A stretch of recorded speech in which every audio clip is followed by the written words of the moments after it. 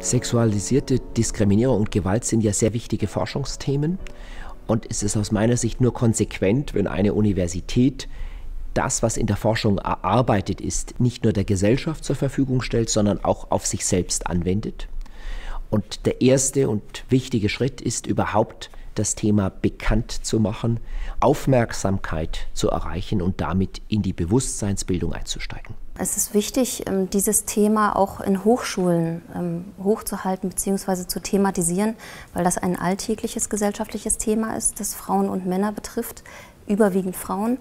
Davon sind Hochschulen oder ist Wissenschaft nicht ausgenommen, sondern im Gegenteil, durch diese starken Hierarchien, die im Wissenschaftsbetrieb herrschen, ist sogar die Gefahr, dass es sexuelle Diskriminierung oder Gewalt gibt, besonders hoch. Als Person of Power habe ich natürlich eine Vorbildfunktion. Ich werde sehr genau beobachtet, ich werde sehr genau wahrgenommen und es ist natürlich so, wie ich mich verhalte, ist immer auch, glaube ich, dann wichtig nach außen hin. Das ist natürlich eine tägliche Herausforderung, wo ich auch immer dazu lerne und wo ich gewiss auch nie aufhören werde zu lernen. Ich signalisiere das mit meinen verschiedenen Abteilungsleiterinnen und Leitern in den einzelnen Bereichen sehr deutlich, dass wir da sehr offen sind für Gespräche, dass die Türen auch offen stehen, dass wir bestrebt sind, Lösungen zu finden. Wir sprechen auch, wenn uns Dinge auffallen, direkt an und müssen dann sehen, dass wir halt weitere Schritte gemeinsam mit den betroffenen Kolleginnen und Kollegen einleiten, in Absprache mit denen und gegebenenfalls auch noch andere Expertinnen und Experten hinzuziehen, wie zum Beispiel das Gleichstellungsbüro. Insgesamt ist ein verantwortungsvoller Umgang mit dem Thema wichtig. Die Organisation muss da auch einen Vertrauensrahmen schaffen, dass betroffene Personen sich äußern können und sich trauen, die individuellen Hürden zu überwinden. Und dies ist wichtig sowohl bei eindeutigen Fällen, also wo eindeutig sexuelle Übergriffe oder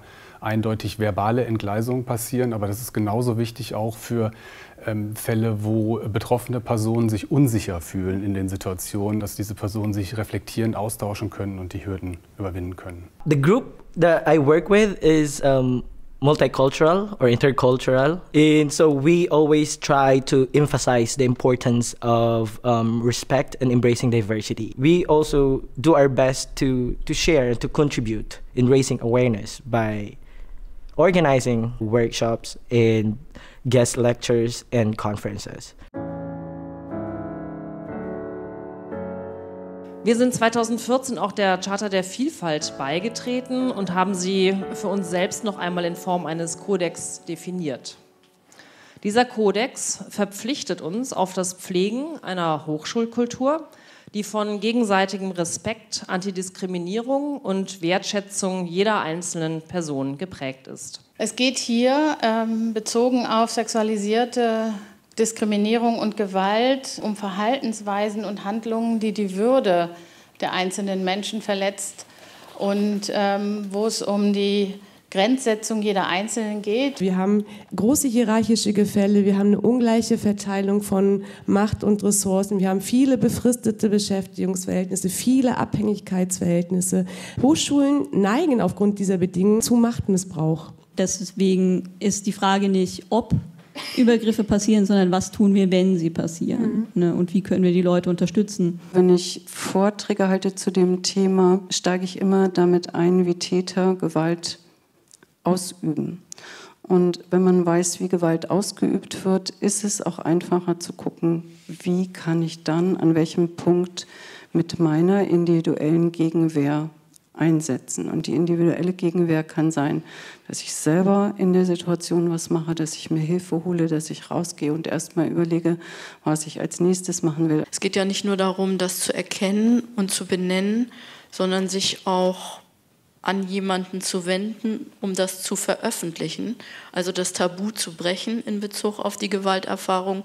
Und dafür braucht es natürlich auch bestimmte Ausgangsbedingungen, damit man so etwas tun kann. Das ist schon auch ein ganz wichtiger Punkt in meiner Beratung und meiner Unterstützung und Begleitung, dass die betroffene Person selbst entscheidet, wie weit sie gehen will. Sie muss auch Herrin des Verfahrens sein.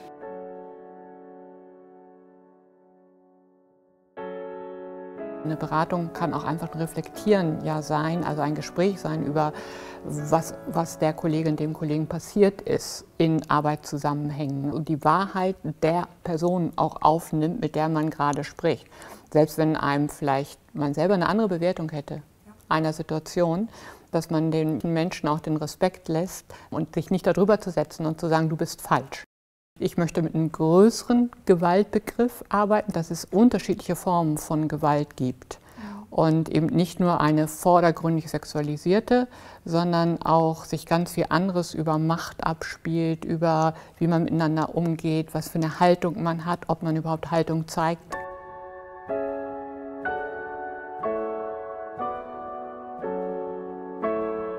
Personen, die betroffen sind, auch von sexualisierter Gewalt oder Diskriminierung, stehen ja erstmal vor einem großen Berg der Sorgen und dem Gefühl, allein zu sein. Und als Ombudsperson für Studierende und Lehrende kann ich sagen, dass man a. sehr viele Unterstützungsmöglichkeiten hat und auf der anderen Seite sich dann doch auch viele Anliegen ähneln. Also insofern ist es wichtig zu hören, was geschieht, und letztendlich sind es die Betroffenen, die eben auch dadurch, dass sie den Mut haben, auf Instanzen wie eine Ombudsperson, wie eine Gleichstellungsbeauftragte etc. pp. Hinzuzukommen, der Universität natürlich helfen, mit bestimmten Entwicklungen umzugehen. Und insofern möchte ich gerne ermuntern und ermutigen, zu mir zu kommen und auch das Angebot des Vertrauensschutzes wahrzunehmen.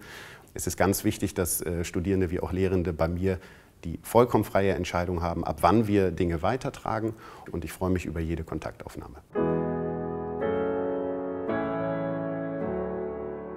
QAG steht für Queer Awareness, Gender Matters and Equal Rights. Wir sind ein Referat vom AStA. Wir machen Veranstaltungen, mit denen wir die Studierendenschaft sensibilisieren wollen und queere Themen sichtbar machen möchten. Wir sind dann Awareness-Teams und wir sind dann immer die emotionale Erste Hilfe, quasi Anlaufstellen für alle Arten von Übergriffigkeiten, ob es diskriminierend oder sexualisiert oder verbal, körperlich ist. Aber auch Präventionsarbeit, eben damit, dass Konsens in der Gesellschaft ankommt, damit wir feste Regeln für ein gutes Miteinander haben und genau eben solche Vorfälle dann gar nicht mehr passieren in der Zukunft. Das wäre natürlich die Utopie.